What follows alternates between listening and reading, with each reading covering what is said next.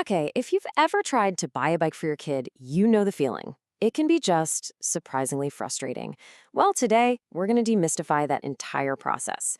We're going to give you the one secret you need to find the absolute perfect fit every single time. So let's just dive right in. So, why is it so confusing in the first place?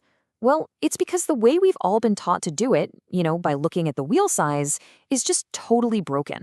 It's a system that pretty much sets parents up for failure and kids up for a wobbly, really uncomfortable ride. I mean, just take a look at this. It's a super common scenario. You've got two different bikes here, both have 14-inch wheels, and they're both marketed for 3 and 4-year-olds, but one is clearly built for a much smaller child than the other. This right here is exactly why just looking at the wheel size can lead you to buy completely the wrong bike. And that brings us to the real heart of the problem, what we'll call the wheel size myth. Look, the size of the wheels might give you a rough starting point, but it is absolutely not a guarantee of a good fit. It's really time to just throw that old rule out the window for good. Which, of course, begs the question, if wheel size is the wrong way to go about it, what's the right way? What is the actual secret to finding a bike that fits your child perfectly from the moment they hop on? All right, so here's the secret. It's not about one single thing. It's really about the combination of two key measurements. And if you can just forget about age, forget about height, and even forget about wheel size for a minute, these two numbers are all you really need to focus on. The first part of the puzzle, and honestly the most crucial one, is your child's inseam. It's simply the measurement from the floor all the way up to their crotch while they're wearing shoes.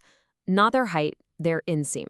This is the number that tells you how much room they actually have to stand over a bike. And the second piece of the puzzle, that's the bike's seat height. But more specifically, we care about its minimum seat height. This is just the distance from the floor to the very top of the saddle when it's pushed all the way down. The whole goal is to match this number to your child's inseam. So how do we put these two measurements together to find the right bike? Well, it all comes down to a super simple 4-step process. Let's just walk through it together. So here's the game plan. First, we're going to measure the inseam. Second, we'll use that number to kind of narrow down a potential wheel size. Third, and this is the really key part, we'll figure out the ideal seat height based on their riding ability. And finally, we'll select the right bike. Easy enough, right? Okay, step 1 is getting that all-important inseam measurement. So have your child stand up straight against a wall with their shoes on. Then you're going to slide a hardcover book up between their legs until it's snug. Make sure the book is level, mark the wall right at the top of the book spine, and then just measure from the floor up to your mark. That's it. That's the magic number you need. All right, step 2. You'll use that inseam to get a starting point for the wheel size. Now, don't be surprised if your child's measurement falls somewhere between two different wheel sizes. That happens all the time. When it does, it's usually best to go with the larger size just to give them a little more room to grow. Now, here's where this whole method gets really, really clever. The perfect fit isn't actually the same for every kid because it depends completely on their skill level.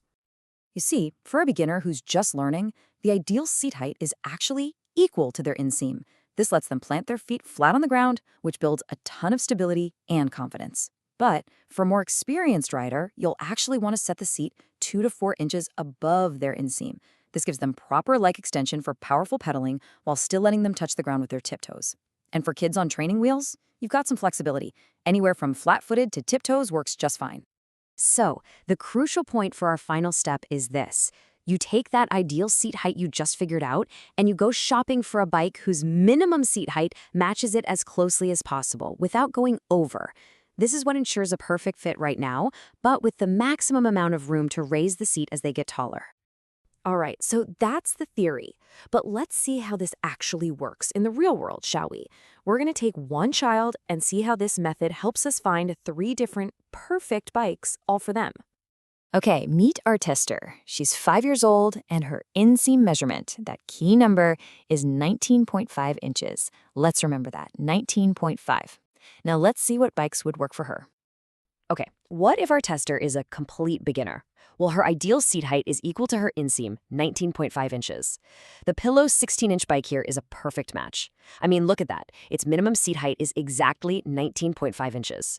This lets her sit on the saddle with her feet planted firmly on the ground, which is exactly what a new rider needs for confidence. But what if she's already a little pro? Now we want her seat about 2 to 4 inches higher. And check this out. The Woom 420-inch bike has a minimum seat height of 22 inches. That's 2.5 inches above her inseam. It's a fantastic fit. She can easily reach the ground on her tiptoes for starts and stops, but her legs get that great extension for really efficient pedaling. And notice, she's even moved up to a bigger wheel size. And finally, what if she's using training wheels? Well, here we've got more flexibility. The Schwinn's 16-inch bike with a minimum seat height of 21 inches is a great option. It's an inch and a half above her inseam, which gives her good leg extension while still feeling super secure. So you see, 3 different bikes, 3 different skill levels, 1 perfectly sized child. So, there you have it.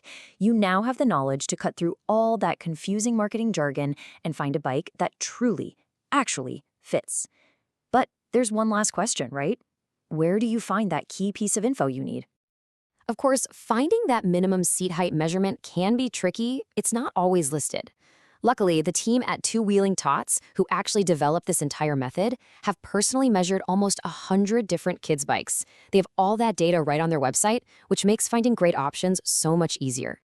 So, your final step is to use that data to find a few bikes that are a perfect fit. And once you have that short list, then you can start comparing the other stuff, like price, weight, brakes, or, let's be honest, which color your kid is going to love the most. By focusing on inseam and seat height, you're not just buying a bike. You're buying confidence, you're buying comfort, and you're buying countless hours of fun.